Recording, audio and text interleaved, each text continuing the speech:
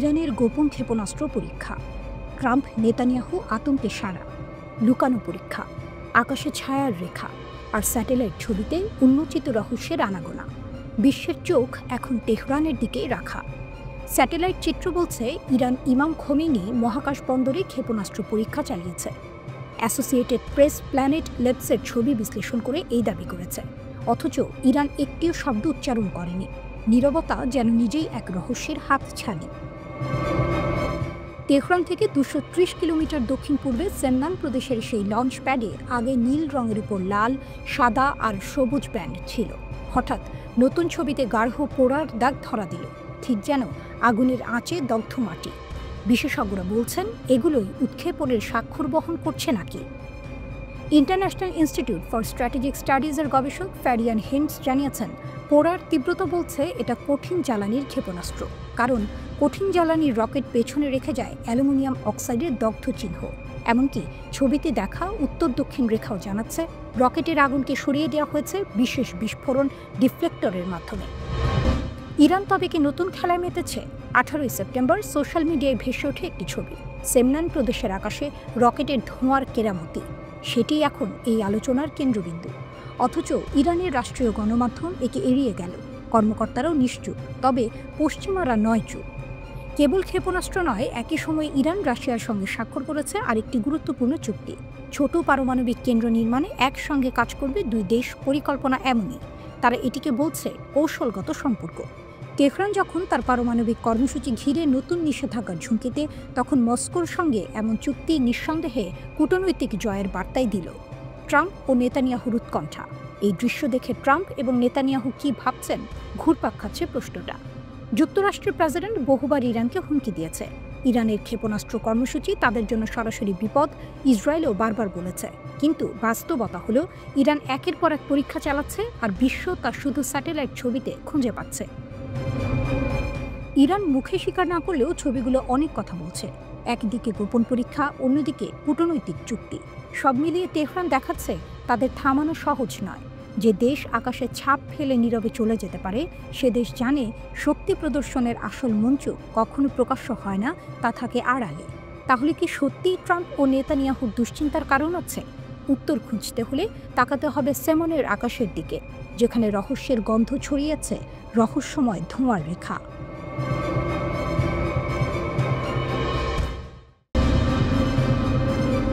ফিলিস্তিনের জন্য বিশ্ব ঐক্যবদ্ধ হওয়ার সাথে সাথে বিবির ক্ষয়ক্ষতির স্তূপ। অকুপাই গাজা অভিযানের মধ্যে ইসরায়েলি বিমান বাহিনী একটি বড় ধাক্কার সম্মুখীন হয়েছে। শুধু সৈন্য নয়, এখন বিবির সেনাবাহিনীও গুরুত্বপূর্ণ সামরিক অবকাঠামো হারাচ্ছে। যুদ্ধে ক্ষয়ক্ষতির পর দক্ষিণ ইসরায়েলে একটি ইসরায়েলি ড্রোন বিধ্বস্ত হয়েছে। গাজা অভিযানে একজন ইসরায়েলি সৈন্য নিহত হওয়ার কিছুক্ষণ পরেই ড্রোনটি দুর্ঘটনার ঘটনা ঘটে। ফ্রান্স আইডিএফ বিরোধী পরিকল্পনা প্রস্তাব করার সাথে সাথে গাজায় ইসরায়েলি সেনাবাহিনী হেরে যাচ্ছে। ধারাবাহিক বিপর্যয়ের মধ্যে ইসরায়েল 24 সেপ্টেম্বর আরেকটি সামরিক আঘাতের সম্মুখীন হয়েছে। প্রতিবেদন অনুসারে দক্ষিণ ইসরায়েলের পশ্চিম নেগেভ এলাকায় একটি ইসরায়েলি বিমান বাহিনীর ড্রোন বিধ্বস্ত হয়েছে। টাইমস অফ ইসরায়েল অনুসারে আইডিএফের বরাত দিয়ে প্রযুক্তিগত ত্রুটির কারণে এই দুর্ঘটনা ঘটে।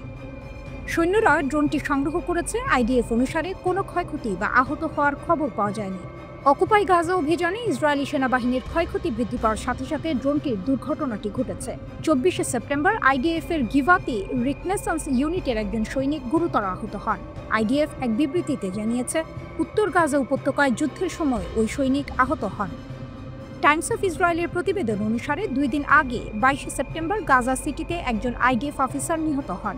আইডিএফ সৈনিকের নাম 27 বছর বয়সী মেজর শাহার নেতানেল বোজাগলো। টাইমস অফ ইসরায়েলের প্রতিবেদন অনুসারে বোজাগলো হলেন আইডিএফের নতুন গাজা আক্রমণে নিহত প্রথম সৈনিক। উল্লেখযোগ্যভাবে 18 সেপ্টেম্বর আইডিএফের একজন মুখপাত্র দক্ষিণ গাজায় 4 সৈন্যের মৃত্যুর ঘোষণা দেন। প্রতিবেদন অনুসারে আইডিএফ 16 সেপ্টেম্বর অকুপাই গাজা স্থল অভিযান শুরু করে। ইসরায়েলের কূটনৈতিক বিপর্যয়। কূটনৈতিক ক্ষেত্রে ইসরায়েলের পশ্চিমা মিত্ররা ফিলিস্তিনের পক্ষে পদক্ষেপের ঘোষণা দিয়েছে। ফ্রান্স সহ 11টি দেশ জাতিসংঘের একটি সম্মেলনে ফিলিস্তিনি রাষ্ট্রকে স্বীকৃতি দিয়েছে। ইসরায়েল এই পদক্ষেপ প্রত্যাখ্যান করে বলেছে, কখনোই ফিলিস্তিনি রাষ্ট্র হবে না। ফিলিস্তিনি রাষ্ট্রের পদক্ষেপে নেতৃত্ব দেওয়ার পাশাপাশি ফ্রান্সের আরেকটি প্রস্তাব রয়েছে বলে জানা গেছে। টাইমস অফ ইসরায়েল গাজায় একটি বহুজাতিক টাস্ক ফোর্সের জন্য একটি ফরাসি প্রস্তাব অ্যাক্সেস করেছে। এই উদ্যোগটি হলো একটি আন্তর্জাতিক স্থিতিশীলতা মিশন যা গাজায় আইডিএফকে প্রতিস্থাপন করবে। প্রস্তাবটিতে গাজার অভ্যন্তরীণ নিরাপত্তা ধীরে ধীরে ফিলিস্তিনি কর্তৃপক্ষের কাছে হস্তান্তরের আহ্বান জানানো হয়েছে। বেশ কয়েকটি রাষ্ট্র এই বাহিনী নেতৃত্ব দিতে পারে, যার মধ্যে মিশর, জর্ডান, সৌদি আরব, সংযুক্ত আরব আমিরাত এবং কাতারের নাম রয়েছে। প্যারিস প্রস্তাবের একটি মূল বিষয় হলো যুদ্ধ শেষ হওয়ার পরে হামাসকে নিরস্ত্র করার কাজ শুরু হবে। তবে ইসরায়েলি প্রধানমন্ত্রী নেতানিয়াহু ইতিমধ্যেই বলেছেন যে হামাসকে নির্মূল না করা পর্যন্ত যুদ্ধ শেষ হবে না। নেতানিয়াহুর গাজা শহরের অভিযানে নতুন ধাক্কা, স্নাইপার হামলায় আইডিএফ সেনা নিহত। গাজা শহরের যুদ্ধ যেন প্রতিদিনই নতুন মোড় নিচ্ছে। একদিকে ইসরায়েলি সেনারা শহরের নিয়ন্ত্রণ শক্ত করতে চাইছে, অন্যদিকে হামাস পাল্টা আঘাতে দেখাচ্ছে ভয়ঙ্কর প্রতিরোধ। 24শে সেপ্টেম্বরের দিনে এই সংঘর্ষে যোগ হলো আরও একটি রক্তাক্ত অধ্যায়। হামাসের স্নাইপার আক্রমণে প্রাণ হারালেন এক তরুণ আইডিএফ সৈন্য। স্নাইপারের গুলিতে তরুণ সৈন্য নিহত। বেরশেবা শহরের 21 বছর বয়সী সৈন্যটি নাহাল ব্রিগেডের 932তম ব্যাটালিয়নের সদস্য ছিলেন। দক্ষিণ গাজা শহরের একটি পোস্টে পাহারায় থাকাকালে হঠাৎ হামাসের এক স্নাইপারের গুলিতে লুটিয়ে পড়েন তিনি। আইডিএফ জানিয়েছে ডেমলাশ নামের ওই সৈন্য একটি গার্ড পজিশনে দায়িত্ব পালন করছিলেন, তখনই গুলিবিদ্ধ হয়ে প্রাণ হারান। তার মৃত্যুতে ইসরায়েলের প্রতিরক্ষামন্ত্রী ইসরায়েল কাটজ গভীর শোক প্রকাশ করেছেন। তিনি এক বিবৃতিতে বলেন, আমি নাহাল ব্রিগেডের সাহসী যোদ্ধা সার্জেন্ট কর্পোরাল লালচাও সাইমন ডেমলাশের পরিবারের প্রতি গভীর সমবেদনা জানাই। সমগ্র ইসরায়েল তার বীরত্বের প্রশংসা করছে এবং এই দুঃসময়ে তার পরিবারকে আলিঙ্গন করছে। আমাদের সৈন্যরা লড়াই চালিয়ে যাবে যতক্ষণ না জিম্মিদের মুক্তি এবং শত্রুদের পরাজয় নিশ্চিত হয়। তার স্মৃতি ধন্য হোক। আইডিএফ হতাহতের সংখ্যা বাড়ছে। এই ঘটনার ফলে গাজা শহরের নতুন আক্রমণে নিহত আইডিএফ সৈন্যের সংখ্যা দাঁড়ালো 2 জন। আর পুরো যুদ্ধের হিসাব ধরলে টাইমস অফ ইসরায়েল এর তথ্য অনুযায়ী মোট নিহত ইসরায়েলি সেনার সংখ্যা এখন 471 জন। প্রতিদিনের সংঘর্ষের সংখ্যা যেভাবে বাড়ছে তাতে ইসরায়েলের অভিযানের কার্যকারিতা নিয়ে প্রশ্ন তুলছেন অনেকেই। হামাসের পাল্টা বার্তা, ট্যাঙ্কেও আঘাত। এদিকে শুধু স্নাইপার আক্রমণেই থেমে থাকেনি হামাস। সংগঠনের সামরিক শাখা কাসাম ব্রিগেড দাবি করেছে তারা গাজা শহরের তেল আল হাওয়া এলাকায় 2টি ইসরায়েলি মেরকাভা ট্যাঙ্কে আঘাত হেনেছে। আক্রমণে ব্যবহার করা হয়েছে ইয়াসিন 105 অ্যান্টি আর্মার ক্ষেপণাস্ত্র। হামাস আরও দাবি করেছে ট্যাঙ্ক ক্রুদের মধ্যে হতাহত হয়েছে, তবে আইডিএফ এই খবর এখনও আনুষ্ঠানিকভাবে নিশ্চিত করেনি। টুইস্ট, দখল নাকি ফাঁদ? নেতানিয়াহুর লক্ষ্য ছিল গাজা শহরে পূর্ণ দখল প্রতিষ্ঠা করা, কিন্তু বাস্তবতা ভিন্ন কিছু বলছে। ইসরায়েল যতই ঘেরাটো বাড়াচ্ছে ততই হামাস নতুন কৌশলে আঘাত হানছে, কখনো স্নাইপার, কখনো ট্যাঙ্ক বিধ্বংসী ক্ষেপণাস্ত্র। ফলাফল, সেনাদের হতাহতের সংখ্যা ক্রমাগত বাড়ছে এবং অভিযান যেন উল্টোই রাজনৈতিক ও সামরিক চাপে পরিণত হচ্ছে। গাজা শহরের ধ্বংসস্তূপের ভেতর থেকে হামাস বারবার প্রমাণ করছে তাদের প্রতিরোধ এখনও ভাঙেনি। অন্যদিকে ইসরায়েলের জন্য এই লড়াই হয়ে উঠছে এক অস্বস্তিকর সমীকরণ। প্রতিদিনের ক্ষতি, ক্রমবর্ধমান আন্তর্জাতিক চাপ এবং অনিশ্চিত ভবিষ্যৎ। প্রশ্ন জেগেছে, এই যুদ্ধ শেষ পর্যন্ত দখলের গল্প লিখবে নাকি নেতানিয়াহুর জন্য আরও বড় রাজনৈতিক ফাঁদ তৈরি করবে?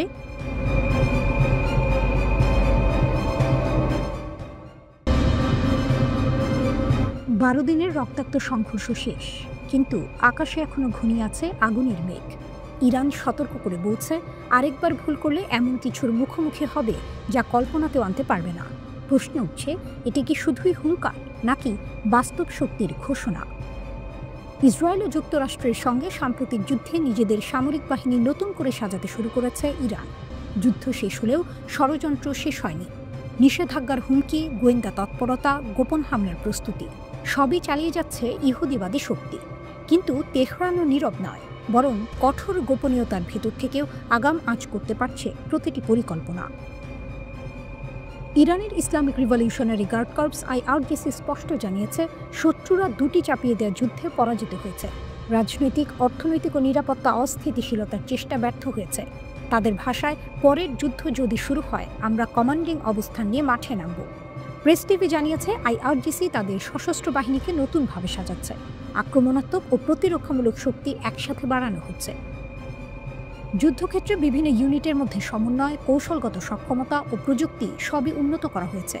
আইআরজিসি জোর দিয়ে বলছে, ইরানিদের ইস্পাত কঠিন মনোবল কখনো ভাঙতে পারবে না। এখানেই টুইস্ট। অনেকেই ভাবছেন ইরান কি সত্যিই মারাত্মক পাল্টা জবাব দেওয়ার অবস্থানে পৌঁছেছে। এর উত্তর পাওয়া গেছে তাদের সাম্প্রতিক এক পদক্ষেপ থেকে। তেহরান হঠাৎ করেই পরীক্ষা চালিয়েছে একটি আন্তঃমহাদেশীয় ব্যালিস্টিক ক্ষেপণাস্ত্রের। নাম প্রকাশ না করলেও ধারণা করা হচ্ছে এটি কমপক্ষে ৫,০০০ কিলোমিটার দূরের লক্ষ্যবস্তুতে আঘাত হানতে সক্ষম। অর্থাৎ মধ্যপ্রাচ্য থেকে ইউরোপ বা আমেরিকার ঘাঁটি পর্যন্ত সবই এর আওতায়। শুধু হুমকি নয়, বাস্তব যুদ্ধক্ষেত্রেই ইরান তাদের শক্তির প্রমাণ দিয়েছে। গত ১৩ই জুন যখন ইসরায়েল ইরান জুড়ে বিমান হামলা শুরু করে, মাত্র ২৪ ঘন্টার মধ্যে আইআরজিসি পাল্টা আঘাত হানে। শত শত ড্রোন ও ব্যালিস্টিক মিসাইল একসাথে ছুটে যায় ইসরায়েলের সামরিক ঘাঁটি ও গুরুত্বপূর্ণ স্থাপনায়। এমন জবাব কল্পনাও করতে পারেননি প্রধানমন্ত্রী বেনিয়ামিন নেতানিয়াহু। তবে ইরানও ক্ষতির মুখ দেখেছে। ১২ দিনের সংঘর্ষে তেহরান হারিয়েছে অন্তত ১,০৬৪ জন, যাদের মধ্যে ছিলেন সামরিক কর্মকর্তা ও পরমাণু বিজ্ঞানী। কিন্তু রক্তক্ষয়ী মূল্য দেওয়ার পরও তারা ঘুরে দাঁড়িয়েছে, আর সেই ঘুরে দাঁড়ানোই এখন তাদের শক্তির বার্তা বহন করছে। সবশেষে এক বিষয় স্পষ্ট, ইরান আর শুধু সতর্ক বার্তা দিচ্ছে না, তারা জানাচ্ছে প্রয়োজনে স্থল, আকাশ ও সমুদ্রে পূর্ণাঙ্গ যুদ্ধের জন্য প্রস্তুত। আর তাদের শত্রুরা যদি আবারও আগ্রাসনের পথ বেছে নেয়, তবে ফলাফল আগের যে কোনো সময়ের চেয়ে ভয়াবহ হতে পারে। তাই প্রশ্ন নয়, উত্তরই স্পষ্ট। ইরানের হুঙ্কার শুধু কথা নয়, সেটি বাস্তব শক্তিরই ঘোষণা।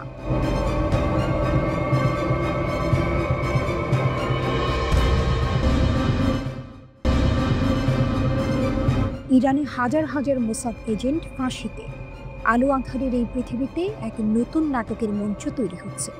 টানটান উত্তেজনা, বিস্ময় আর শিহরণে ভরপুর সেই নাটকের নাম ইরান। প্রশ্ন জেগেছে, ইরানের কারাগারে কি সত্যিই হাজার হাজার মোসাদ এজেন্ট ফাঁসিতে ঝুলছে, নাকি এটি এক নতুন শক্তির প্রদর্শনী যেখানে ইরান নিজেকে দেখাচ্ছে নায়ক হিসেবে? মানবাধিকার সংস্থা ইরান হিউম্যান রাইটস জানিয়েছে, ২০২৫ সালে ইরান অন্তত ১,০০০ জনকে মৃত্যুদণ্ড কার্যকর করেছে।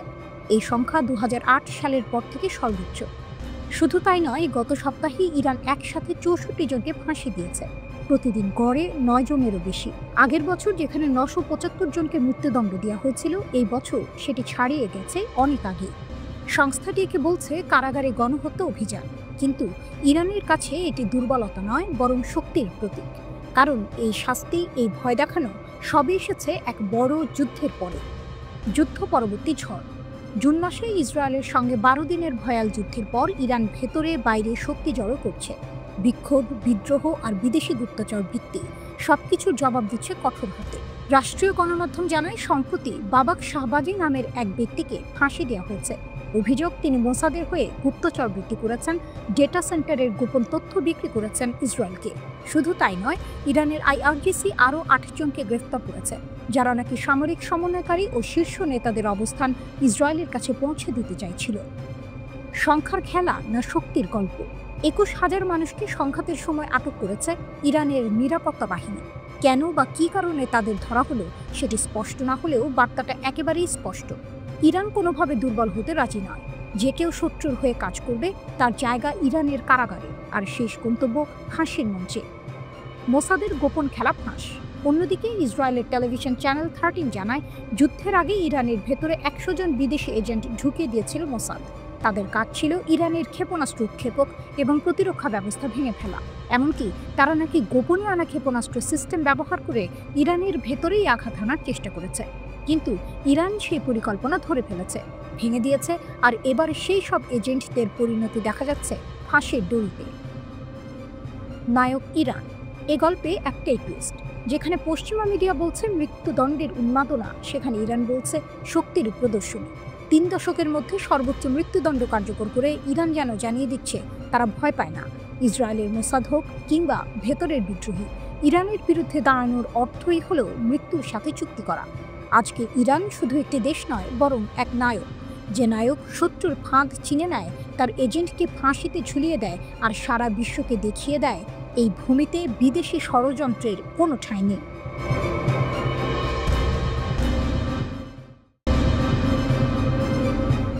আকাশে নতুন খেলার নিয়ম লিখছে ইরান। প্রশ্ন এখন একটাই, কে আসল শক্তির মালিক? সিরাজের আকাশে নেমে এসেছে রাশিয়ার MiG-29 যুদ্ধ বিমান। ইসরায়েলের সঙ্গে তীব্র উত্তেজনার মধ্যে ইরান শুরু করেছে সামরিক পুনর্গঠন। এক নতুন ভারসাম্যের গল্প শুরু হচ্ছে মধ্যপ্রাচ্যে। ইরান বলছে এবার তারা কথা বলবে শুধু শক্তির ভাষায়। রাশিয়ার S-400 এবং চীনের HQ-9 ক্ষেপণাস্ত্র প্রতিরক্ষা ব্যবস্থা আনার ইঙ্গিত ইতিমধ্যেই দিয়েছে তেহরান। প্রশ্ন উঠছে, মস্কো আর বেইজিং যখন ইরানকে একের পর এক অস্ত্র দিচ্ছে, তখন কি আঞ্চলিক ভারসাম্য পুরোপুরি বদলে যাচ্ছে? সিরাজে পৌঁছানো MiG-29 যুদ্ধবিমান আপাত দৃষ্টিতে পুরনো, কিন্তু এগুলো ইরানের আকাশ প্রতিরক্ষায় এক নতুন শ্বাস দিয়েছে। ইরানি কর্মকর্তারা নিশ্চিত করেছেন বিমানগুলো ইতিমধ্যেই মোতায়েন করা হয়েছে। পার্লামেন্ট সদস্যদের ভাষায় এগুলো আসল খেলার আগে ওয়ার্ম আপ মাত্র, কারণ সামনে আসছে আরও ভয়ঙ্কর Su-35 যুদ্ধ বিমান। যেদিন এই ব্যবস্থা সম্পূর্ণ হবে, শত্রুরা বাধ্য হবে শক্তির ভাষা বুঝতে। দৃপ্ত কণ্ঠে ঘোষণা তাদের। এই ঘোষণা এসেছে এক গুরুত্বপূর্ণ সময়ে। এই বছরের জুনে ইসরায়েলের অপারেশন রাইজিং লাইনে ভয়াবহ ক্ষতির মুখে পড়ে ইরানের বিমান বাহিনী। ইসরায়েলি হামলায় ধ্বংস হয় রাশিয়ান S-300 প্রতিরক্ষা ব্যবস্থা, ভেঙে পড়ে ইরানের কিংবদন্তি F-14 এবং AH-1 হেলিকপ্টার। সেই আঘাত থেকে ঘুরে দাঁড়াতেই এবার ইরানের জবাব, শক্তির পুনর্গঠন, আকাশে নতুন বার্তা। ইরান অবশ্য শুধু বিদেশি প্রযুক্তির উপর নির্ভর করছে না। তারা ইতিমধ্যেই তৈরি করেছে নিজেদের দীর্ঘ পাল্লার প্রতিরক্ষা ব্যবস্থা বাভার 373। S-300 যেখানে ব্যর্থ, সেখানেই দেশীয় প্রযুক্তি হয়ে উঠছে ইরানের ঢাল। এখন MiG-29 এর মতো বিমান সেই শক্তিকে করছে আরও মজবুত। খবর এসেছে রাশিয়া থেকে ইরান ইতিমধ্যেই Su-35, MiG-28 এবং Yak-130 যুদ্ধ বিমান সংগ্রহ করছে। যদিও মস্কো এ নিয়ে নীরব। পাশাপাশি চীন থেকে আসতে চলেছে উন্নত ইলেকট্রনিক যুদ্ধ ব্যবস্থা ও দীর্ঘপাল্লার রাডার। এক কথায় আকাশ যুদ্ধে নিজের অবস্থান নতুন করে লিখে দিচ্ছে ইরান। এখানে লুকিয়ে আছে এক বড় টুইস্ট। বেইজিং ইরানের প্রায় 90% তেল কিনছে, তবুও ইসরায়েলের সঙ্গেও সম্পর্ক বজায় রাখছে। তবুও সামরিক সহযোগিতায় তারা ইরানের পাশে দাঁড়াচ্ছে। রাশিয়া তো আগেই কৌশলগত মিত্র, অর্থাৎ ইরান এখন এমন এক অবস্থানে দাঁড়িয়ে যেখানে দুই পরাশক্তির সমর্থন তাকে দিচ্ছে এক আঞ্চলিক ত্রিমুখী শক্তির মর্যাদা। বিশেষজ্ঞরা বলছেন Su-35 যুদ্ধ বিমান হতে পারে গেম চেঞ্জার। এর উন্নত রাডার ও আধুনিক অ্যাভিওনিক্স ইসরায়েলের আকাশে আধিপত্যকে বড় চ্যালেঞ্জ দেবে। বর্তমানে ইসরায়েলের শক্তি তাদের F-35I আদার স্টেলথ ফাইটার, কিন্তু ইরানের নতুন ক্ষমতা সেই একচ্ছত্র আধিপত্যে ফাটল ধরাতে পারে। ইসরায়েলও তাই সতর্ক। জেরুজালেম পোস্ট জানিয়েছে তারা নিবিড়ভাবে পর্যবেক্ষণ করছে ইরানের রাশিয়ান MiG-29 মোতায়েন, কারণ প্রতিটি নতুন যুদ্ধবিমান, প্রতিটি নতুন ক্ষেপণাস্ত্র ইসরায়েলের জন্য এক নতুন সতর্কবার্তা। এক সময়ের দুর্বল বিমান বাহিনী এখন ধীরে ধীরে শক্তির প্রতীক হয়ে উঠছে। তেহরান যেন জানিয়ে দিচ্ছে মধ্যপ্রাচ্যের আকাশ আর একতরফা নয়, এখানেও আছে এক নতুন নায়ক, নাম তার ইরান। মধ্যপ্রাচ্যের আকাশে উত্তেজনার ধোঁয়া। কাতারে ইসরায়েলের হঠাৎ হামলা উপসাগরীয় দেশগুলোকে নড়ে চড়ে বসিয়েছে। এই হামলা শুধু কাতারের নিরাপত্তা প্রশ্নে নয়, মধ্যপ্রাচ্যের সামরিক ভারসাম্য পরিবর্তনের সম্ভাবনা উন্মোচন করেছে। গাজা উপত্যকায় যুদ্ধবিরতির প্রস্তাব নিয়ে কাতারে আলোচনায় বসে হামাসের নেতারা। ঠিক সেই সময় দোহার আবাসিক এলাকায় ক্ষেপণাস্ত্র আঘাত হানে। একে একে ভবনে কুণ্ডলি পাকিয়ে ধোঁয়া উড়ে যায়। 9 সেপ্টেম্বর হামলায় প্রাণ হারান হামাসের শীর্ষ নেতা খলিল আল হায়ার সহ 5 জন। কাতারের একজন নিরাপত্তা কর্মীও নিহত হন। ইসরায়েলের এই হামলার পর উপসাগরীয় আরব দেশগুলো জেগে উঠেছে।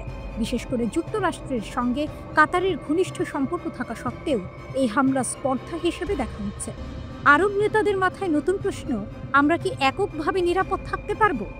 জবাবে 15 সেপ্টেম্বর কাতারি ইসলামী সহযোগিতা সংস্থা OIC ও উপসাগরীয় সহযোগিতা সংস্থা GCC জরুরি সম্মেলন আহ্বান করে। প্রায় 60টি দেশের নেতা ও কর্মকর্তা অংশ নেন। সবাই একমত, ইসরায়েলের বিরুদ্ধে সম্মিলিত ব্যবস্থা নেওয়া দরকার। ইসরায়েলের হামলার পর নতুন করে আলোচনায় এসেছে আরব ন্যাটো বা মুসলিম ন্যাটো ধারণা। মিশর আরব সামরিক জোট প্রস্তাব দেয়, ইরাক মুসলিম ন্যাটো প্রস্তাব দেয়। সৌদি আরব ও পাকিস্তান 17 সেপ্টেম্বর যৌথ প্রতিরক্ষা চুক্তি স্বাক্ষর করলে ধারণাটি আরও শক্তি পায়। এই ন্যাটো ধাঁচের জোট যদি গঠিত হয়, তাহলে একটি দেশের উপর হামলা মানে সব দেশের উপর হামলা এবং সদস্যরা মিলিতভাবে প্রতিক্রিয়া জানাবে। আরব ন্যাটো কি নতুন ধারণা? যুক্তরাষ্ট্রের নেতৃত্বাধীন সামরিক জোট ন্যাটোর ৫ অনুচ্ছেদ অনুযায়ী কোনো সদস্য দেশ হামলার শিকার হলে এটিকে সব দেশের হামলা হিসেবে ধরে নেওয়া হবে। একই সঙ্গে সব সদস্য দেশ মিলে এর জবাব দেবে। যুক্তরাষ্ট্র ও কানাডার বাইরে এই জোটের বেশিরভাগ দেশে ইউরোপ মহাদেশে। কাতারে ইসরায়েলে হামলার পর ন্যাটোর আদলে আরব ন্যাটো বা মুসলিম ন্যাটো ধারণাটি আবার সামনে এসেছে। মিশরের সংবাদ মাধ্যম দ্য ন্যাশনাল নিউজ জানিয়েছে, কাতারে হামলার পরিপ্রেক্ষিতে মিশরের পক্ষ থেকে আরব সামরিক জোট এর প্রস্তাব দিয়েছে কায়রো। এছাড়া ওআইসির সম্মেলনে ইরাকের পক্ষ থেকে মুসলিম ন্যাটো গঠনের প্রস্তাব এসেছে। বাস্তবতা, তবে আরব ন্যাটো গঠন সহজ হবে না। দেশের মধ্যে ভিন্ন স্বার্থ, নেতৃত্ব নির্ধারণ ও সদর দপ্তরের অবস্থান নিয়ে দ্বন্দ্ব রয়েছে। ২০১৫ সালে মিশরের প্রস্তাব ভেস্তে যায় এই কারণে। তুরস্কের মতো দেশকে অন্তর্ভুক্ত করতে রাজি হয়নি আরব দেশগুলো। এছাড়া জিসিসির পূর্বের অভিজ্ঞতাও সতর্ক করে, হুথিদের হামলার সময় তারা যৌথ পদক্ষেপ নিতে ব্যর্থ হয়েছিল। কাতারে হামলা, সৌদি পাকিস্তান চুক্তি এবং ইসরায়েলের উচ্চাকাঙ্ক্ষা মধ্যপ্রাচ্যের মানচিত্রে নতুন ভাবনা জাগাচ্ছে। গ্রেটার ইসরায়েল পরিকল্পনা বাস্তবায়ন করতে চাইছে ইসরায়েল, যেখানে ফিলিস্তিন, লেবানন, সিরিয়া ও জর্ডান অন্তর্ভুক্ত। আরব নেতারা এই হুমকি হালকাভাবে নিচ্ছেন না। জনগণের ক্ষোভও তীব্র, বিশেষ করে গাজায় গণহত্যা এবং যুক্তরাষ্ট্রের নীরবতার কারণে। সৌদি আরব পাকিস্তান যৌথ প্রতিরক্ষা চুক্তি, কাতারের নিরাপত্তা উদ্বেগ এবং ইসরায়েলের আগ্রাসী মনোভাব সব মিলিয়ে আরব ন্যাটো বা মুসলিম ন্যাটোর সম্ভাবনা। সৌদি আরব পাকিস্তান যৌথ প্রতিরক্ষা চুক্তি, কাতারের নিরাপত্তা উদ্বেগ এবং ইসরায়েলের আগ্রাসী মনোভাব সব মিলিয়ে আরব ন্যাটো বা মুসলিম ন্যাটোর সম্ভাবনা আবার আলোচনায় এসেছে। তবে বাস্তবতা কঠিন। সদস্য দেশগুলোর মধ্যে ঐক্য এবং নেতৃত্ব নিয়ে দ্বন্দ্ব, আঞ্চলিক আধিপত্যের হিসাব সবই জোট গঠনের পথে বড় বাধা। মধ্যপ্রাচ্যের এই নাট্যক্ষেত্রে এখন নতুন সম্ভাবনা আর চ্যালেঞ্জের যুগ শুরু হয়েছে।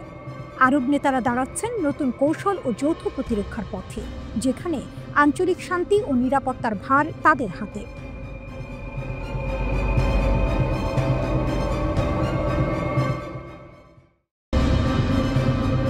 ইরানের মহাশক্তিশালী ক্ষেপণাস্ত্র, ইসরায়েল ও যুক্তরাষ্ট্রের নতুন হুঁশিয়ারি। মধ্যপ্রাচ্যের ভূ রাজনীতি এখন নতুন এক মোড়ে দাঁড়িয়েছে। ইরান দেখিয়েছে যে তার সামরিক শক্তি শুধু আঞ্চলিক সীমার মধ্যে সীমাবদ্ধ নয়, বরং আন্তর্জাতিক মহলে প্রভাব বিস্তার করতে সক্ষম।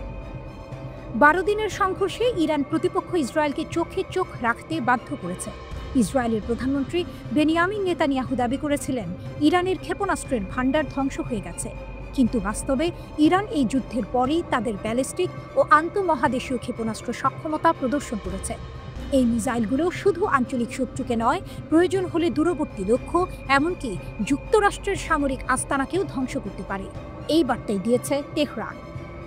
ইরানের পার্লামেন্টের সদস্য মোহসিন জাঙ্গানি সম্প্রতি নিশ্চিত করেছেন দেশের সবচেয়ে উন্নত ক্ষেপণাস্ত্রগুলোর মধ্যে একটি সফলভাবে পরীক্ষা চালানো হয়েছে। এটি আন্তঃমহাদেশীয় ব্যালিস্টিক ক্ষেপণাস্ত্র, যা দীর্ঘ দূরত্বে লক্ষ্যবস্তুতে নিখুঁত আঘাত করতে সক্ষম। তবে সরকার এখনও মডেল বা সাংকেতিক নাম প্রকাশ করেনি। বিশ্লেষকরা বলছেন এই ক্ষেপণাস্ত্র শুধু অস্ত্র প্রদর্শন নয়, এটি ইরানের কৌশলগত বার্তা। ইরান এখন হাইপারসনিক, ব্যালিস্টিক ও প্রতিরক্ষা প্রযুক্তির সংমিশ্রণে এমন এক শক্তি তৈরি করেছে যা আঞ্চলিক এবং আন্তর্জাতিক শত্রুদের ভাবতে বাধ্য করছে।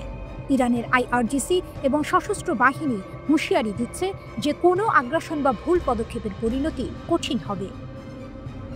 কিন্তু টুইস্ট আছে, এটি কি শুধুই প্রথাগত শক্তি প্রদর্শন, নাকি ইরান পারমাণবিক যুগে প্রবেশের প্রাথমিক ইঙ্গিত দিচ্ছে? পার্লামেন্টের আরেক সদস্য আহমেদ নাদাই সম্প্রতি ইঙ্গিত দিয়েছেন জাতিসংঘের পরমাণু নিরস্ত্রীকরণ চুক্তি এনপিটি থেকে বেরিয়ে আসা এবং নিজের পারমাণবিক সক্ষমতা পরীক্ষা করার সম্ভাবনা নিয়ে। সমরবিদরা বলছেন আন্তঃমহাদেশীয় ব্যালিস্টিক ক্ষেপণাস্ত্র একাধিক পারমাণবিক ওয়ারহেড বহন করতে সক্ষম।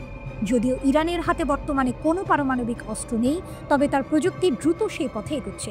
এই পরিস্থিতি ইরানের শক্তিকে নতুন মাত্রায় তুলে ধরেছে। শুধুমাত্র আঞ্চলিক দখল নয়, ইরান তার অস্ত্র শক্তি, বৈজ্ঞানিক সক্ষমতা এবং কৌশলগত পরিকল্পনার মাধ্যমে বিশ্বের বড় শক্তিদেরও ভাবিয়ে তুলেছে। যুক্তরাষ্ট্র ও ইসরায়েলকে সরাসরি বার্তা পাঠানো হয়েছে, ইরানকে হালকাভাবে নেওয়া যাবে না। এই নতুন যুগের মধ্যপ্রাচ্যে ইরান শুধুমাত্র প্রতিরক্ষা করছে না, বরং শক্তির একটি পরিপূর্ণ চিত্র তৈরি করেছে। আঞ্চলিক শত্রু হোক বা আন্তর্জাতিক মহল, যে কেউ যদি ইরানের সীমা অতিক্রমের চেষ্টা করে, তার জন্য প্রস্তুত রয়েছে নতুন এক ধরনের প্রতিরক্ষা। যেখানে প্রযুক্তি, ব্যালিস্টিক ক্ষমতা এবং জাতীয় ঐক্য একত্রে শক্তির দুর্গ গড়ে তুলেছে। এখন প্রশ্ন শুধু একটাই, এই শক্তি প্রদর্শন কি কেবল হুঁশিয়ারি, নাকি মধ্যপ্রাচ্যের পারমাণবিক ভারসাম্যের নতুন যুগের সূচনা? ইতিহাসই বলবে। তবে ইরান নিজের অবস্থান ও শক্তি ইতিমধ্যেই স্পষ্ট করে দিয়েছে।